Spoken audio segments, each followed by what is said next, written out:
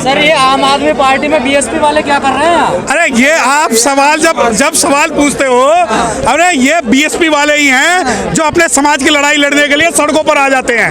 अगर आम आदमी वाले होते तो जितने लोग आज काउंसलर का टिकट मांग रहे हैं, विधायक का टिकट मांग रहे हैं, तो भीड़ में से पूछ लीजिए कितने लोग जो हैं यहाँ पर हैं। यहाँ अगर कोई है तो यहाँ पर सिर्फ गैर आम आदमी पार्टी के जो सामाजिक लोग हैं वो यहाँ पर मौजूद हैं। और जब आप ये कहते हैं कि भीड़ में क्या कर रहे हैं, तो सुनो, जब आपकी सत्ता की लड़ाई होगी, जब आपकी आवाज उठाने की बात होगी, तो राज्यसभा से अगर कोई इस्तीफा देगा तो वो बहन कुमारी मायावती इस्तीफा देंगी और कोई संजय सिंह वगैरह नहीं देंगे। गौतम ने दे दिया ना इस्तीफा, देखिए वो प्रेम पत्र लिखा, इस्तीफा नहीं दिया। मैं आपके चैनल के माध्यम से कह रहा हूँ कि वो इस्तीफा नहीं था। अगर इन्होंने इस्तीफा दिया तो अगर ये विधायकी से इस्तीफा देते, आम आदमी पार्टी से इस्तीफा देते, तो हम मानते कि आपने जो है समाज की लड़ाई को मजबूत करना। जनता की सेवा के लिए बचाया ना विधायक की। अच्छा, जनता की सेवा। एक बात बताओ, ये विधायक सीमापुरी से, ये विधायक तो सीमापुरी से, और मंत्री जो है पूरी दिल्ली के अनुसूचित जाति के लोगों के हैं। सिर्फ अगर आप अनुसूचित जाति के जो 23% जो लोग रह रहे हैं दिल्ली के अंदर, अगर 30 लाख लोग रह रहे हैं, तो 30 लाख लोगों की इच्छा क्या है, पहले आप ये बताइए ना। वो जब आप कहते हैं कि हम जो है जनता के चुने हुए प्रतिनिधि हैं, उनके पास तो बहुत सारे प्रतिनिधि हैं। विचारधारा आप लोगों की। दूसरे मंत्री बने हैं, वो भी भगवत गीता पढ़ रहे हैं। देखिए मंत्री बनता ही, देखिए मंत्री तो मैं आपको बताना चाहूँ, जो वर्तमान में मंत्री बने वो भी तो 22 प्रतिज्ञा ले रहे थे। क्या आप उस दिन मंच पर नहीं थे? बिल्कुल ठीक है, वो भी मौजूद थे, परंतु उनसे आप उम्मीद कुछ नहीं करोगे। क्योंकि उम्मीद इसलिए नहीं करोगे क्योंकि इन्हें तुष्टिकरण करनी है। इन्हें पता है कि बाबा साहब और भगवान बुद्ध की जो बात करेगा उसे ये इसी प्रकार से निकालेगा। आपको नहीं लगता आपकी विचारधारा पे अंधविश्वास ज्यादा हावी हो गया?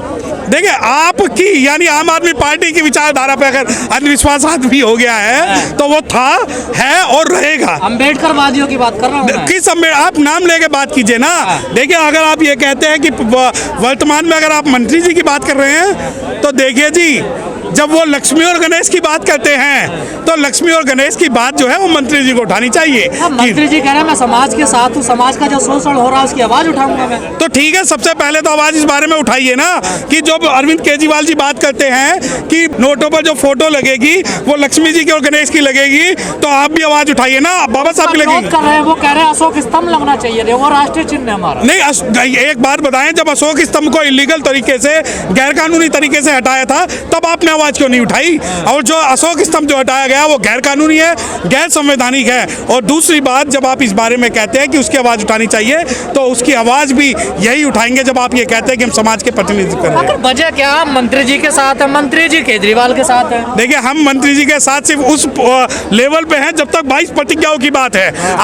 आप जो है मंत्री जी आज कह दें, इस मंच के माध्यम से कह दें कि आप लोग चले जाओ, जो भी चीजें हैं वो आम आदमी पार्टी करेगी, तो हम नहीं आएंगे। परंतु जब 22 प्रतिज्ञा बचाने की बात आएगी, जब बाबा साहब की बात आएंगी, तो यहाँ पर जो लोग हैं बिना पार्टी के भी होंगे और बिना जो है संगठन के भी मौजूद रहेंगे। लग रहा वकील साहब आप लोगों को धोखा दे रहे हैं, जनता को धोखा दे रहे हैं। देखिए, कहीं अगर आप इस बारे में कह रहे हैं कि जनता को धोखा दे रहे हैं साहब के नाम पे, वो भी देखिए आप ये देख रहे हैं, कुछ दिन रुकिए, अभी उन्हें धमकी दी है। आप ये देखिए कि गुजरात के प्रभारी को जब दिल्ली में अरेस्ट किया जाता है तो अरविंद केजरीवाल जी प्रेस कॉन्फ्रेंस करते हैं, है ना। जब यहाँ पर बिजली पानी का कुछ हो जाता है तो वो प्रेस कॉन्फ्रेंस करते हैं। जब स्वतंत्र जैन को अरेस्ट किया जाता है तो प्रेस कॉन्फ्रेंस करते हैं। जब मनीष सिसोदिया को अरेस्ट किया जाता है तो प्रेस कॉन्फ्रेंस करते हैं। तो संजय सिंह सड़कों पे लेटते हैं। हाँ, तो आज मैं ये देख रहा हूँ कि हमारे माननीय मंत्री जी को धमकी दे दी, कोई तो सड़क पे लौट जाओ, या सड़क पे लौटने के लिए बहुजन समाज के लोग दिखाई नहीं दे रहा। संजय सिंह, केजरीवाल, मनीष सिसोदिया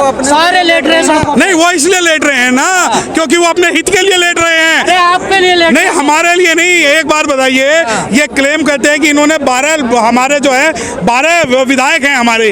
अरे इनके साथ एक तो लौट जाता, परंतु ऊपर से डायरेक्शन है कि आप सिर्फ मलाई खाओ, आप चुप बैठिए, बाबा साहब की बात मत करिए, बहुजन समाज की बात मत करिए, 22 प्रतिज्ञाओं की बात मत करिए, और हम जो है हम आपको सिर्फ ऐसे ही मलाई खिलाते हैं। पार्टी लाइन के खिलाफ कौन बोल सकता है? आप भी जानते हैं। क्यों नहीं बोल सकते पार्टी लाइन के खिलाफ? बिल्कुल बोलना पड़ेगा। बोलोगे बीएसपी के खिलाफ? हाँ, बिल्कुल बोलेंगे, बिल्कुल बोलेंगे। अगर बाबा साहब और बीएसपी में से चुनने की की बात हुई तो हम बाबा साहब को चुनेंगे। मनुवाद और ब्राह्मणवाद और अम्बेडकरवाद में से अगर हमें चुनना पड़ा तो अम्बेडकरवाद को चुनेंगे।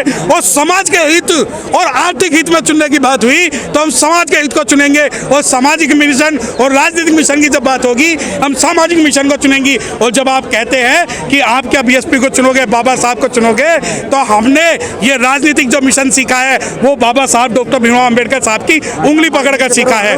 तो दूसरी बात, अगर आप कहते हैं कि यहाँ पर जो मैनिपुलेशन हो रही है, बिल्कुल मैनिपुलेशन हो रही है। आप ये राजेंद्र पाल गौतम जी ने भी तो बाबा साहब से सीखा, वो भी समता सैनिक दल में रहे। अरे वो सीखा था, उन्हें बुला दिया गया। अरे वहाँ पर तो वहाँ जो ट्रेनिंग हुई है ना, जो छोटा रिचार्ज है संघ का, उन्होंने भी तो ट्रेनिंग दी है। हाँ, जो 8 साल, तो उस ट्रेनिंग का कुछ तो प्रभाव पड़ेगा। जो ये छोटा रिचार्ज क्यों कहते हो आप केजरीवाल का? अपमान क्यों करते हो? नहीं देखिए, मुख्यमंत्री हैं। किसके मुख्यमंत्री? अगर हमारे मुख्यमंत्री होते, अगर अनुसूचित जाति के मुख्यमंत्री होते, तो जो राजेंद्र पाल गौतम जी ने प्रेम पत्र वो जो लिखा है, प्रेम पत्र हमें वो, मैं लीगल आदमी हूँ तो जो उसकी भाषा वो प्रेम पत्र वो जैसी है। जैसे कि जी माननीय मुख्यमंत्री जी, मेरा आप में विश्वास है, मैं आस्था रखता हूँ, मैं फलाना हूँ, मैं ढिमकाना हूँ। अगर आप त्याग पत्र देते तो 4 लाइन में ये देते कि आपने बाबा साहब डॉक्टर भीमराव अम्बेडकर साहब की जो 22 प्रतिज्ञाएं हैं उनके कारण मेरा इस्तीफा मांगा है और मैं उस कारण आपका इस्तीफा दे रहा हूँ। और जब दूसरी बात, परंतु ये बात नहीं होगी। और अरविंद केजरीवाल जब इस बारे में बात, देश के लोग अपेक्षा कर रहे हैं राजेंद्र पाल गौतम जी से कि उनको लाला की पार्टी छोड़नी नहीं चाहिए। देखिए बिल्कुल, देखिए मैं इस बारे में या नहीं छोड़ेंगे, देखिए मैं राजेंद्र पाल गौतम जी का प्रवक्ता नहीं हूँ। और अगर समाज ये कहता है, वकील तो है, बिल्कुल मैं बिल्कुल वकील हूँ और वो भी वकील हैं। और मैं कहता हूँ कि वकील आप नहीं, थाने में गए थे, बिल्कुल। अरे आप, अगर आपको कोई पकड़ के ले जाएगा तो आपको बचाने के लिए भी हम आएंगे। देखिए समाज के लिए, समाज की जो बात करेगा, जो 22 प्रतिज्ञाओं की बात करेगा, बाबा साहब की बात करेगा, उसे बचाने के लिए यहाँ पर बहुत सारे जो एडवोकेट है वो मौजूद रहेंगे।